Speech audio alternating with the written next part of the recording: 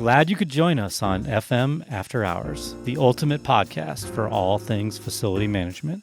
We're here to take you on a journey into the ever-changing world of FM. Don't forget to check out our gracious sponsor, Remediate, your trusted partner in fire and life safety compliance, and Granger, for the ones who get it done. And with that, let's dive in. All right. Thanks, everybody. Welcome back to FM After Hours. Got the whole crew here. I'm Mickey. We got Kirk. We got Danielle. And we got Art. Careful, guys. We're in the presence of a celebrity, okay? Exactly. Do you even know what an influencer is? Sure. His daughter told him. Exactly. Yeah. You are well on your way. You are an influencer. Yeah. Art has a big head, both literally and figuratively. Wait, before I get ahead of myself, let me make sure I thank our sponsors, Remediate and Granger. And then I'm going to kick it over to Danielle to set it up. Yeah, so I've gotten some feedback that people love hearing more about you. So we're going to do a little bit more about that today. Okay. We're going to be jumping into more stories. I want to know about some pranks that maybe you've pulled in your history of your career.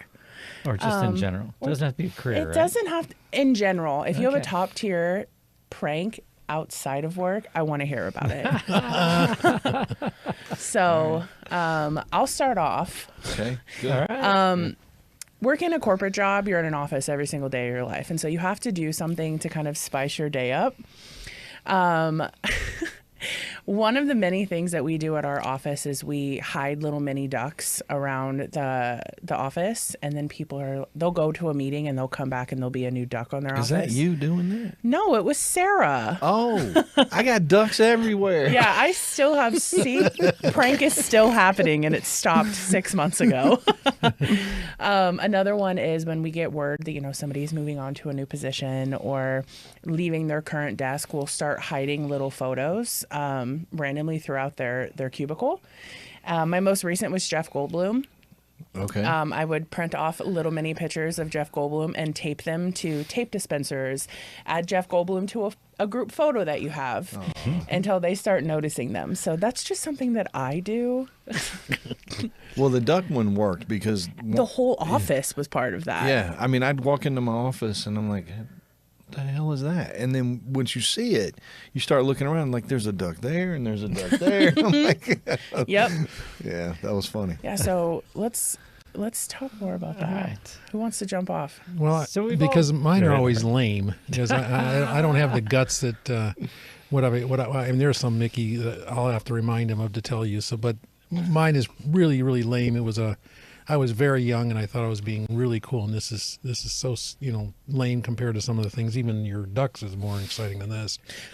But I was at the time when I had started my career, I told you before, that I was in environmental services, and I was a supervisor at this huge hospital in Michigan, and the guy that was my boss had just been promoted into this role, and he really knew nothing.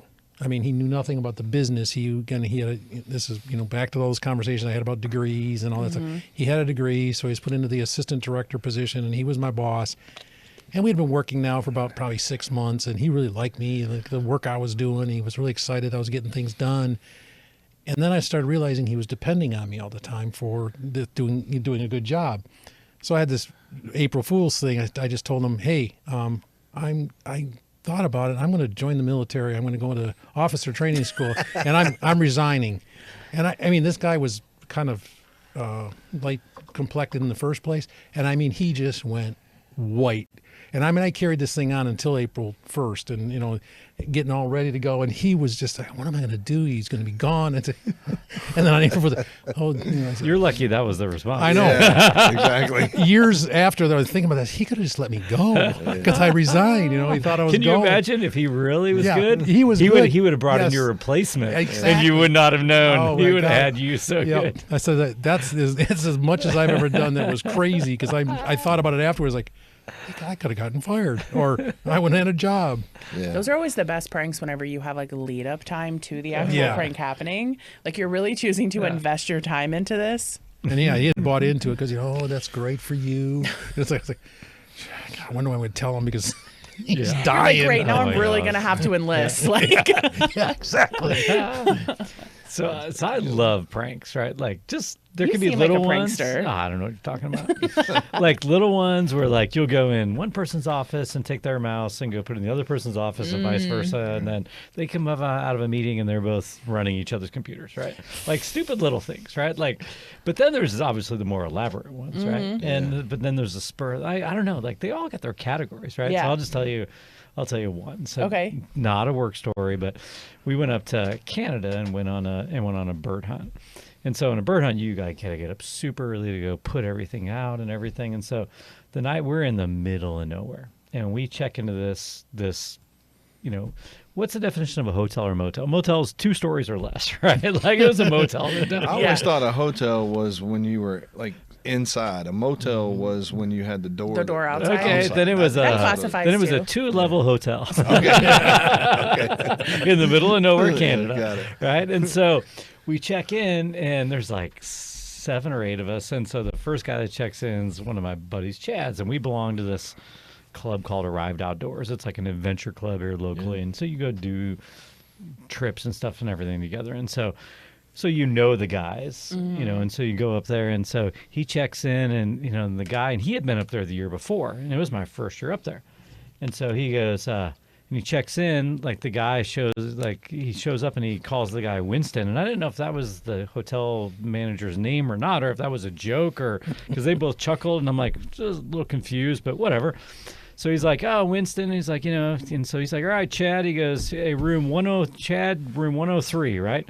So in my mind, I'm like, just keep Chad 103, right? And so we all go through the check-in process. And that was that evening. We're going to get up super early in the morning. So we went to the hotel, like, karaoke bar, right? And, Oh, my God. And had way gee. too many libations, right? And so we're leaving the karaoke bar. And so, like, we're going past. I'm like, oh, I forgot something. So I go back to and, like, as they walk around the corner, I go to the hotel front desk. And because, if you call from your room, they know it's coming from your room, right? So I walked up and I'm like, hey, Winston. And I don't know if the guy's name or not. And he's like, and he's just standing there. And I'm like, hey, so Chad Dodge, room 103. And I go, can I get a wake-up call for 4 a.m.? And it's like 2, right? And we got to get up at 6. And because Chad earlier in the night was complaining, like if he ever woke up, he could never go back to sleep, right? Oh, no. So, and he's like, well, I don't like to have the lights on, and I just stumble into the shower. And so, like, he literally, the wake up call came, like, he stumbled in the shower, got all ready, couldn't go back to sleep. So we show up at breakfast, and he's got bloodshot eyes, and he's like, he's like dog cussing Winston, right? He's like, Winston gave me an effing wake up call, and he's just awesome. like going at it, right? And so we go out and we come back, and later on at the end of the night we go have dinner, and we come back, and so we have another night because there's nowhere else to go. So we go back to the karaoke bar, right? Which is the worst thing of all. And so we go walking by, and Chad, like as we're walking by the front desk, Chad goes, oh, stop. And he goes walking up to the front desk, and he goes, all right, Winston, he goes, I want to make sure I don't have a wake-up call. So he's like, you don't have anything from room 103. Can you check, like, he's got a sheet, and there's like nothing on the sheet, and he looks in the computer, and there's nothing in the computer, and he's like, I don't have anything for you. He's like, okay, fine. And he goes, so I want a wake-up call for 5:45 a.m. And he's like, okay. And it's like 1:30 or 2 o'clock in the morning, right? And so I turn around and I go back to the front desk, right? No. And I'm like, I walk up and I go, hey, Winston, I go, Chad Dodge, room 103. And he looks at me, right? And I go, can I get a wake up call for 4 a.m.? And he just looks at me, and I literally go in my pocket and pull out like a $5 bill, right? I mean, a $5 bill, and slide it across, and he goes, 4 a.m. it is, right? And like flexes it at the computer. We should show up for breakfast the next morning. Chad is losing it. He's like, if Winston was there, he's gonna go kill him, right? So he's had no sleep for 2 nights in a row, right? So the next night he literally, and Chad's a big dude. He was a middle linebacker for K-State. Oh yeah, so he's like big guy, big dude, and so like he ripped the phone out of the wall that morning, so he didn't have a phone. So the irony though was like we get to the airport, and if you've ever like had your phone, you can always get to the camera. You can't get to he went to the restroom, left his phone out there. So I just started taking pictures of people's feet and their rear ends and like all these pictures, and left his phone back. And then, but the beauty of the joke that you said earlier is like when it manifests itself. Yeah. So like, never really said anything, right? So during the breakfast and stuff, there was a few of us that knew what I was doing, but by and large, like he didn't. I never said I did it, right? So like it was like 2 or 3 weeks later, we were in our club, right? Or we got like a clubhouse type area, and so he's sitting there, and so he's telling something about the duck hunt, and then he goes into this whole thing and like I can hear him telling about getting these wake up calls and stuff, right? And so I go, as I'm walking by, like he's telling the story, and they're all laughing, and I go, "Hey, Chad, by the way, that was me." And you see like the 10 or 15 seconds it takes to register, right? He goes, "MFer," right? He's just like, "You got me good," right? And I go, and it's like, and then as I'm walking my turn, I go, "Oh, by the way, all those pictures on your phone, that was me too." And he's like saying his fist, like, he has lost it. It was like good because it had manifested itself for like weeks. That's amazing. Those are my favorite kinds. I love the idea that Winston was willing to take an ass. Oh yeah. For $5. $5, yeah. And no, he goes, so later on, he goes, "How did you get Winston to do it the second night?" I go, "A $5." He goes, "Winston did it for a $5?" I'm like, "Yeah." That's awesome. Okay. So mine, I don't know what you're going to tell. Yeah, I got to be careful because most of mine are X-rated. Well, Okay. there's one that the best one that I know of is this. I don't know which one you were going to tell, but this is you or Tommy getting even, and the putting his name on all the. Yeah. You got to tell that Okay. one. That So- is unbelievable. All right. So first, let me start with the prank he played on me. Okay. So I got married. I started working at UPS at 17. I got married at 18. Now, today's a different time, so I'm choose my words carefully. My first wife was aggressive, and what I mean by that is she beat the hell out of you, right? So if we got into an argument, now she was very small, so like. Scrappy. Imagine had he not chosen those words carefully. Yeah. Exactly. I've heard it different ways. Exactly. So, but I mean, she'd sneak up behind you. She'd throw frying pans at you. So, you had to be on point, right? You had if you were doing something to upset her, you needed to pay attention. So I work at UPS. I would take an apple every day to UPS, right? And I'd eat it as a snack. And one day, I go to the area where I'm working, and somebody took a bite out of my apple, right? So I'm aggravated, right? Because that's like, you don't mess with somebody's food, right? So I'm pissed. So I'm trying to figure out who took a bite out of my apple. Everybody's acting like they don't know what's going on. So I get aggravated, but there's nothing I can do about it, right? So I go home. Now, I work third shift, so I go home, I go to bed. When I wake up, my wife is trying to kill me. Right? What? And I don't understand. Like, she's like throwing stuff at me. She's swinging at me. She's trying to kick me. And, I'm blocking and running and hiding. And this is a long time ago, 1988, 1989. We had an answering machine, right? So she hits this message, and it's this female voice, very sexy, saying basically, "Mickey, I took a bite out of your apple." Oh no. And something like, wait till you see what I bite next, right? Okay, so my wife heard this message and thinks I'm now doing something I'm not supposed to do. So she's ready to kill me. And I'm in the middle of trying to defend myself and deal with the situation. And then it hits me. So I call Tommy and I'm like, "Dude, I'm going to hand my wife the phone, and you're going to tell her right now what you just did," right? And it was him, and so he cleared it up, and she stopped trying to kill me for a little while. Now, fast forward, we end up getting a divorce. Wonder why?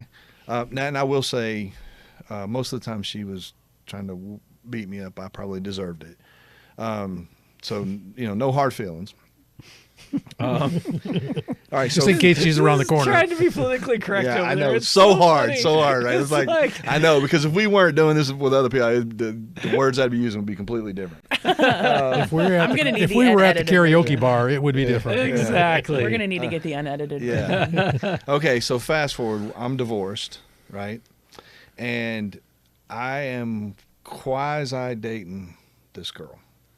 And she says it's Halloween, and I said, "What do you want to do for Halloween?" And she said, "No, I'm young. Like I'm like 25, right?" She says, "I want to go to the Chamber." I think it was called. So the Chamber was I don't know if it even exists now, but it was a club in Atlanta that was a bondage S&M club. So, you know, it's funny. Right before you said it, I'd be like a swingers club, Yeah. and then you're Yeah. like, it actually was.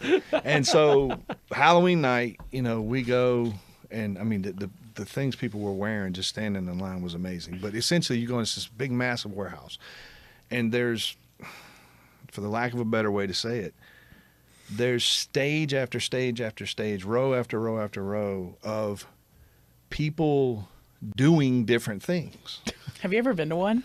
No, I have. I mean, they're Yeah. yeah, right. They're doing it right, and each one has a different kind of fetish theme, right? And I'm cool. I'm like, okay, this is good. And even more so, if they like you, they'll try to pull you in, right? So I'm gonna say this: we were there for a while.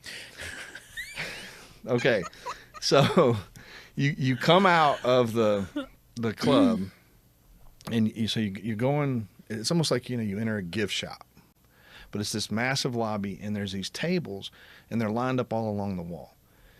This was a long time ago, so I go to this table, and so there's little pads, and every pad is a different fetish, and essentially, if you fill this out, they will send you magazines for these different fetishes. Oh no. So Tommy Downs lived at 2728 Cordite Loop in Snellville, Georgia. I think the zip code's 30278. So what I did, and this took me an hour to do this, and I had the girl that was with me doing it with. It was 2726, 2725, 2724, 2721. Oh, everyone around him. Every one of his Oh, neighbors. that's even better. Oh, it was Right? so good. Yes. Oh, Okay. that's really good. So it you know, I don't remember. With his name on it. Yes. So, and I don't say anything, right? Just like you're yeah. talking about, right? So months go by, and then all of a sudden, he's like, "What the fuck did you do?" Oh my God. And That's so good. now these are some hardcore fetishes, right? They're not, you know, I mean, it's hardcore, right? And so his neighbors, they're bringing them to him. They're coming to us. Hey, man, this is for you, right? So then now his wife calls me, and she's like, "I cannot believe you did this. I am so embarrassed." And I'm just like, "Yes." That is so That was the best I've ever Oh heard. my Yeah. God. Yeah. So I'm That's really I'm proud of that. I'm gonna have to ask him about that. Yeah. Like, tell me about your magazine subscriptions. Yeah. You still getting them? Yeah. Yes. Got the Yeah, address there right you now? go. He corrected all the addresses. He started it. Yeah. I'll tell you another one he did. This is terrible. So I think I'm like 18. So again, I was sort of rough, right? I didn't communicate. I hadn't learned to be social yet, and he was my boss, and he was trying to get to know me. So he went around to the guys that I work with and just asked questions about me, and they were like, "Oh yeah, he's married. His wife's name's Shannon. You know, he grew up. He went to Forest Park Senior High. You know, da da da da." So he comes down to the area where I'm working, and there's a belt and packages and all this stuff. And he starts saying, "Hey man, somebody told me you were from Forest Park." And I'm like, yeah, I am. And he goes, "Yeah." He goes, I didn't spend a lot of time down there, but there was this one girl that I met, and she was a freak, right? And so I'm like, okay, you know. And so he starts describing her, and he's describing my wife.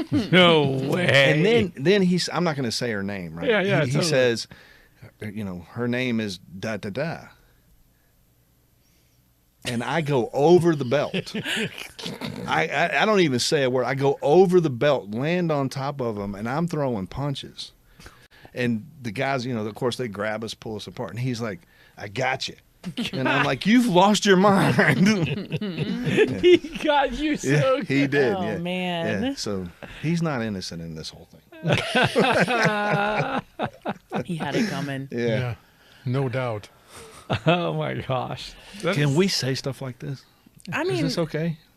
Yeah. Is it I too think much? so. Okay. Okay, sure. Yeah. But that's what most of my stories are like. Yeah. I think if anything, it's given him a glimpse into the, like, you can be just like Mickey and all these guys and be where you're at in your career. Well, I mean, and I've said this, like, if you asked me back then what I thought my trajectory could possibly be, it would not be this, right? I mean, it would not be. So, it is what it. Anybody, if I can do it, you can do it. Yeah, exactly. Right? Yeah. So Just stay out of jail, right? For the most part. there's ways around that. Oh my gosh. I don't even know where to go from here. Yeah, I probably shouldn't have told those stories. No, it's okay. We can play around with it, so it's fine. Well, one of the things that bringing it kind of back to our work world. Thank you, Art. Where's it's- Art? it's- We're having fun and we got to come back. It's not a prank. It could be considered a prank, but it wasn't really on purpose a prank. But after we worked together for multiple years and we went on to different careers, and I hired him again. I don't know what's wrong with me. But I called him up and said, I need some people, and this job was where I was a regional director of a bunch of hospitals that we had contracts with, and we had one in Ohio. And Oh my God. I'll let you finish the story, but I'll start it. God. So this one hospital where I didn't know that much about it because as a regional director, I never went to I go to for a visit the administrator and say how are things going, and of course they you're spending too much money or whatever. But then I go see the director that was placed there and say fix this, fix that, whatever. Well, I had this one where the guy just gone. He was gone, and I needed to send somebody, and Mickey wanted to leave where we used to be at together, and I said, well, I can give you a job today, and you can be out there next week. Get on a plane. You're in Ohio, and you're going to be the director, the interim director at this hospital. So off to Ohio he goes. Okay, so first of all, let's back up a second. Oh, you're gonna have to give all this other stuff, right? So first of all, it wasn't. It was. He's right. Hey, man, I'd like to make a change. I need help. Yep, we'll hire you. So I say, okay, you get the job offer, you turn your notice in. You don't do it before, right? So I turn my notice in. I come back and I'm like, hey, man, I turned 2 weeks in. He goes, that's not gonna work, man. I need you Monday. Like it's Friday. I need you Monday, right? Well, I don't advise this. You shouldn't do this. I did it anyway, but I did it. I said, okay, I'll do it. But the job was a travel job. It was a 10-day on, 4-day off rotation. And so you said earlier, you either know how to travel or you don't, right? Well, I never really traveled before, right? So I go, like I tell my wife at this time, Emily, I'm like, I got to go buy a suitcase. I got to go buy clothes, right? Because we wear suit and ties. Yeah. I didn't have suits. I didn't have ties. So I go mad dash Saturday, buy all this stuff. I'm on a plane Monday morning. He doesn't give me the context. I didn't know the context. He says, meet me in Pittsburgh, right? So I get on the first flight out to Pittsburgh. It's early Monday morning. Atlanta is great. It's a direct flight. I land in Pittsburgh. He's not in Pittsburgh. Kansas? No, this is. I know. But Yeah, I'm right. Yeah. No, he's in another place because it was a short drive over to the Ohio. But he's in another place in Ohio. So he's like, I need you to go to this hospital. This is before GPSs, right? Yeah. So you got, like, I'm using a map. I'm not good at that. Dude, you had those books? Right. Oh my The gosh, atlases? man. It was so bad. So that's all he says. Yeah. He says, go there and talk to this guy, Dan. I can't remember what his last name was. So I'm like, okay, I think it's just like your first day at work, normal first day at work, right? No problem. So I get to the hospital, get parked, go in, find Dan. I walk into Dan's office. And I say, hey, my name's Mickey. I work for so-and-so. I'm here to be your interim director. And he looks at me and goes, so are you going to steal from me too? And I'm like, what? And he goes, the last guy in your position stole hundreds of thousands of dollars from me. And I'm like, okay, well, I'm not going to do that. Like, so I'm like, well, I'm just going to go down to the facilities area. Right? So I go down to the facilities area. I walk in, I introduce myself to people. That's not how this is supposed to go, though. You're supposed to have somebody with you who's already been there that's introducing you. Blah, blah, Yeah. But this ain't the worst part. In the director's office, I walk into the director's office. There's a guy standing there wearing a suit. He turns around, looks at me, and goes, "Who are you?" So I say, "My name is Mickey, and I'm I'm the interim director." He holds his badge up. It's the FBI. What? Oh my gosh. It's the FBI, and he wants to interview me. Sit down. Right? So He's been here for 5 minutes. Exactly. Let's connect the dots, right? So it's a hospital. They receive funding from CMMS. The director was running a scam on fire stopping, nonetheless. He had hired a company to do fire stopping, had people coming in the middle of the night, faking hours coming in and coming out, and paying the company, which was not he a was company. getting totally. Right.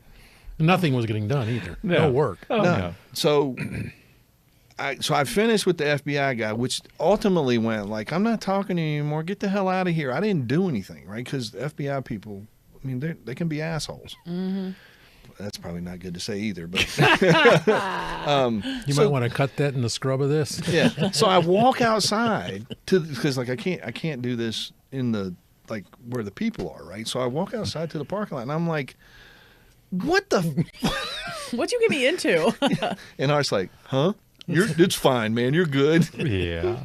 That isn't even the end of that story either, because the fire stopping work and all that was supposed to be getting done was being promised because they knew they had a joint commission survey coming up, and they knew about, because this other director had identified need all this money to get all this work done, and it was all supposed to be getting done, and none of it was getting done. And here comes joint commission weeks later that he's there. And again, we talked about this in one of our past episodes: immediate threat to life, and jeopardy. What do they call it? Imminent jeopardy. Yeah. So where they basically tell you they ought to close the doors of the hospital. All that was happening when joint commission showed up for him. Yeah. And I mean, this is a silly. I mean, actually, we ended up doing a fantastic job. I was going to ask, like, to circle back around, did you get that back spick and span? Oh yeah, it was all fixed. This was back when you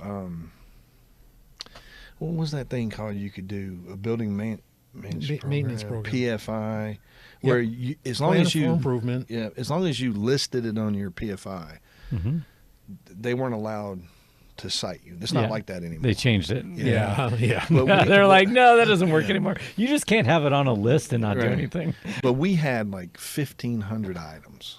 Oh my! On your list? On our PFI list. Right. So they So couldn't you're cite the them. reason why they changed it. Yeah. Well, no, it isn't actually that was place. us. It was us, but it wasn't that place. It was the place before that where 1,500. I think we had 4,000. We had 4,000 on the No one. way. This was place in was like Atlanta. 3 million square feet of stuff, and it was again a disaster when we got there. So our only choice was to create this PFI, and we had a whole team of guys. I mean, we had blueprints set this thick. The guys just went through the whole place and marked them all up. Oh, I mean, it was gosh. a work of art, and I didn't do it. It But it was a work of art to have all this stuff identified, and the inspector at it wasn't a life safety inspector at the time, it was the administrator back then. Right. The administrator went, "Nothing I can do with this. You're good."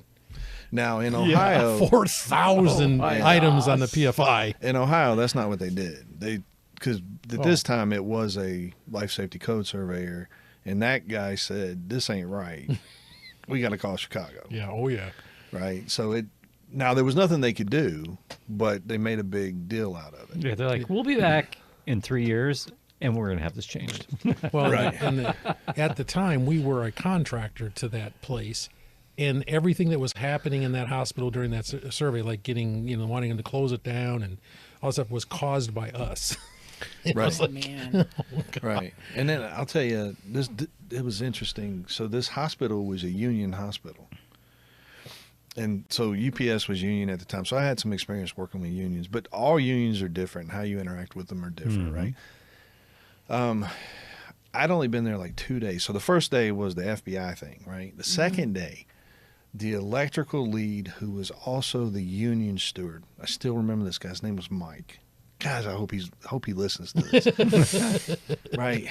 And the plumbing guy's name was Tom. They come into my office and they're all upset because so the way this worked was you had a director of facilities and you had a director of construction. The director of construction was a hospital employee. I was a contract employee. They had a bunch of construction going on, and according to the contract, all the copper went to the facility, not the contractors. But the contractors wouldn't, they were taking the copper. The facilities guys would go get it, and they go to get it, and they would tell them no. So they tell me this, and so I'm like, let me see, right? Let me see the contract. So I read the contract. They're right. So I'm like, so I'm thinking, you need some way to get them on your side. Mm-hmm. So I'm like, this is a great opportunity. Mm-hmm. So I'm like, okay, here's what I want. Get every cart you can get. Yeah. Right? So they go get like 10, 12 carts. I'm like, you guys follow me out there. We're in the courtyard of this hospital. And I said, don't do anything other than load the copper on the carts, no matter what happens. Right? And they're looking at me like I'm crazy. I'm like, I'm serious. Just start loading the copper on the cars, no matter what anybody says. So we walk out into this courtyard, and my guys start piling up. The construction guys come down. They start screaming, what are you doing? Because we're talking $15,000 of copper. This guy's all in my face, and he's pointing at me, he's yelling at me. I'm being surrounded by construction workers, and I'm like, what are you going to do? And I'm like, I lose it. We're like yelling at each other. And I'm just looking because I'm just trying to keep it going until my guys are gone with the copper, right? Then they're gone with the copper, and I'm like, boom, I take off. From that day on, I was a hero. Yeah. Right? It was awesome. And we ended up having $15,000. And so every month we had a monthly party. Yeah, I love that. Yeah, it was awesome. Did you invite the union guys? No. And that did The not. Contractors. Or the Yeah, contractors? that did not go well because the director of the construction, I'm convinced, was on the tape. Oh, no doubt. And he called me, wearing me out. And then, that was the other thing. The two, Mike and Tom, heard me cuss out this guy because I'm like, dude, you're a crook. Like, the contract clearly states, right? That was a fun story. Yeah. Yeah, that was a good time. It's like a superhero story. I don't know if I would do it today. Yeah. Yeah, that was a long time ago. I could have gotten beat up pretty bad. I wasn't there, so it's okay. When you were younger. Yeah, much younger, right? It's like we're talking about travel too. Like I actually like going with people that don't really know how to travel because you just watch them. It's the funniest freaking thing. Like They're just lollygagging. well, just they don't like, even know. Like I remember one time we had this guy, Derek Smith-Heisler, that worked for us. He's one of our first real big service salespeople, and he had never really traveled much, and I had a job. I've been traveling for a long time. It's like, you're going to go for an overnight. We're going to go to San Antonio. It's like I got a backpack, right? Like a backpack. That's it. He shows up with like this big square suitcase, not even like a square one. I'm like, I don't even know where you get that thing. Did You put a body in did it? your grandma have it, or did what was Did it have all the labels on it from all the my places God, they had it been? was like, what is that? And then he had like he had all this stuff, and I'm like, whatever. But then because then you got to wait for him to go get the checked luggage, and you got to and it's like, you are killing me, right? You learn to consolidate so fast You when do. you travel. And so where he learned though is we got done early, and so we go to the airport, and so you can only check your baggage 4 hours before a flight. Yep.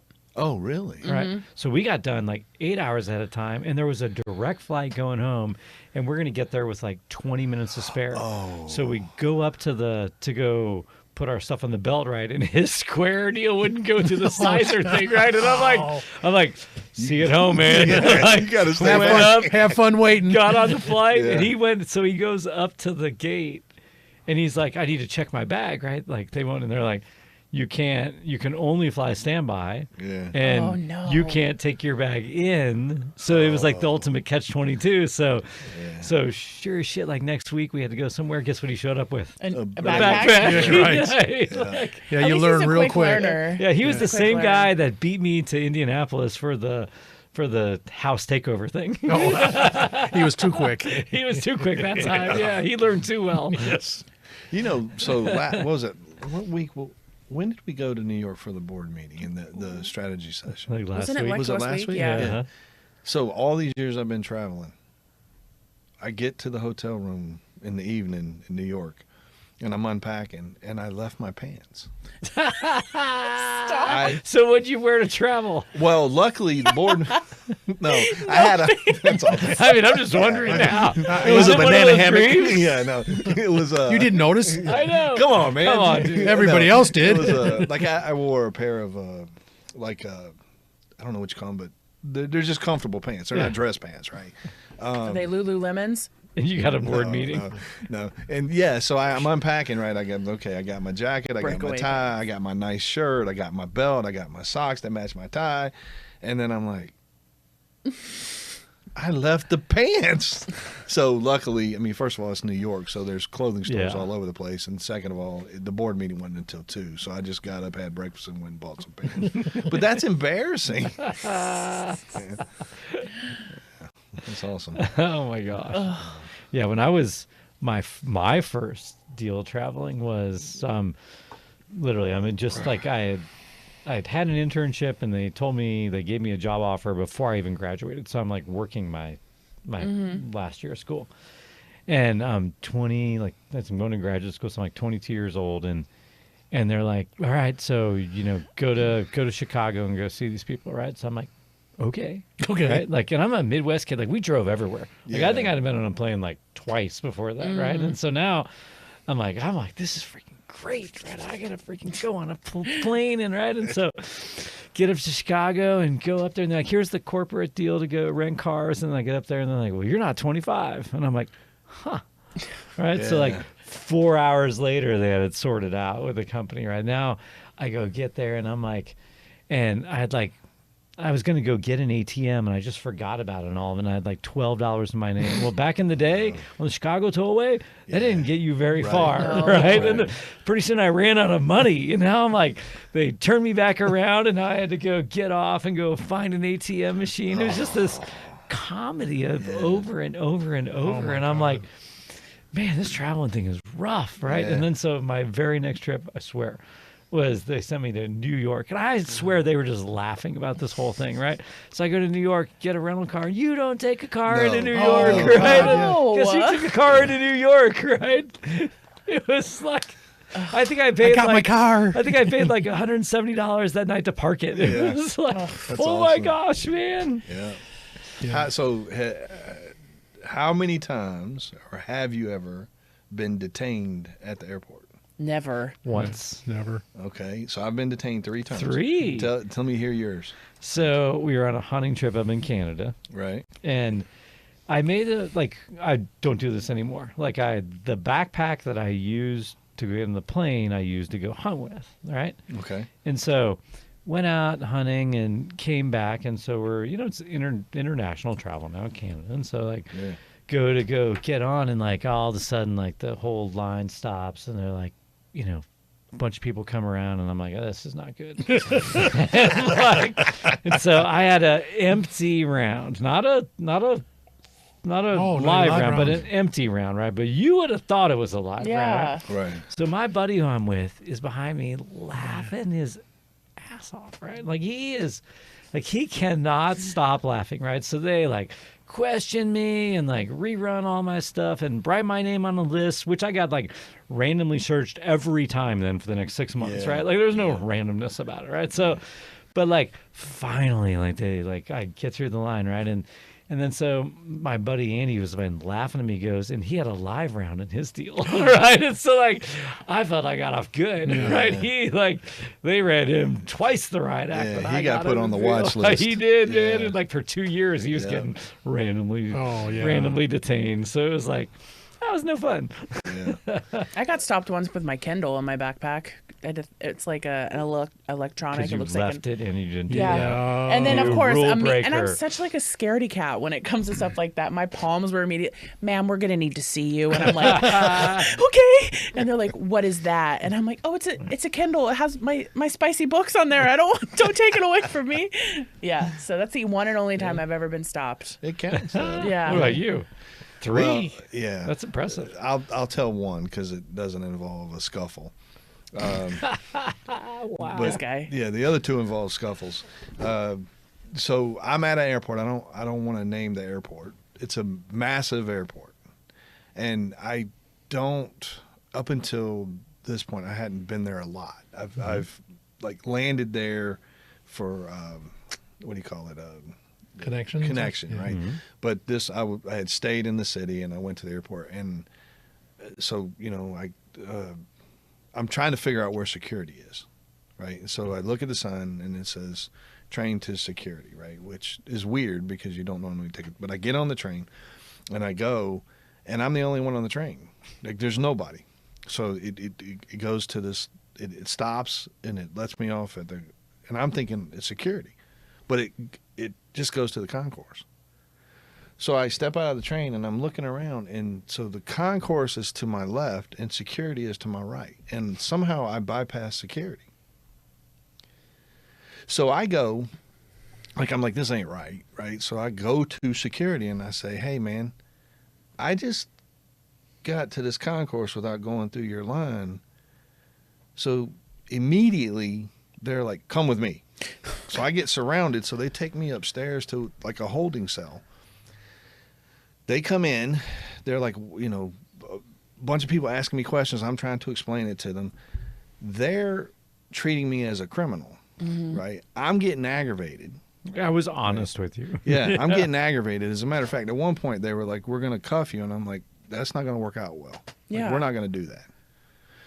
Luckily, so these were the TSA agents. Luckily, almost said the city, the police department comes in and starts saying, hey, what's going on here? So I explain it. So the sergeant walks me down, like he says, show me what you're talking about. So I show him, and he goes, oh, this isn't good. So essentially they were doing construction, and they were supposed to route traffic one way, but they didn't in this one spot, right? And so he's like, oh, man, thank you for telling us, right? So we go back upstairs because my bag's upstairs. So I'm thinking I'm going to get my bag and go. They're not letting me go. So they come back and they got a bunch of papers. They want me to sign an NDA, and I'm not going to talk about it. Because it's on egg on them. Right? And I'm like, I'm not doing that. Yeah. I'm like, I got to go. I got a plane like in 15 minutes. I'm not signing anything. And as a matter of fact, if you don't let me go now, I'm going to tell everybody.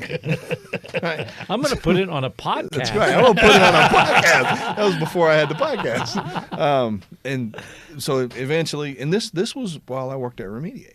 So this was just recent. Yeah. Oh, man. Yeah, this was probably a year ago. Oh my gosh. Dang. Yeah. So Wow. crazy. Yeah. I got checked for a while after that too. Yeah. Yeah. Just like, if that happened to me, I would have died. I'm just like, I'm dead. I get so scared when that happens. You know what's crazy when you tell stories is time flies. Yeah. Yeah, it's time. Because isn't it? that is insane. Oh man. Oh my gosh. Yeah. So we'll be back on track on our next episode. It's all fun. We're gearing up for the holidays. I wanted you guys to know a little bit more about these guys. So that's what we did in the past few episodes. Art's mostly a rule follower now. Yep, exactly. He is. You know what he said to me one time? He said, Mickey, you have to learn how to do it the right way. Wow. No, thank you. But I can get there faster doing it the wrong way. So, yeah. That's what we got for you guys today. All righty. Yeah, Well, thanks a lot. Thanks, guys. Perfect timing. Don't forget. Shout out. He's an influencer. Oh, yeah, exactly. Thank you for hanging out with us on FM After Hours. Make sure you follow us on all of our social media platforms for your regular dose of facility insights. As always, a big shout out to Remediate and Granger for their gracious sponsorships. Catch you next time on FM After Hours.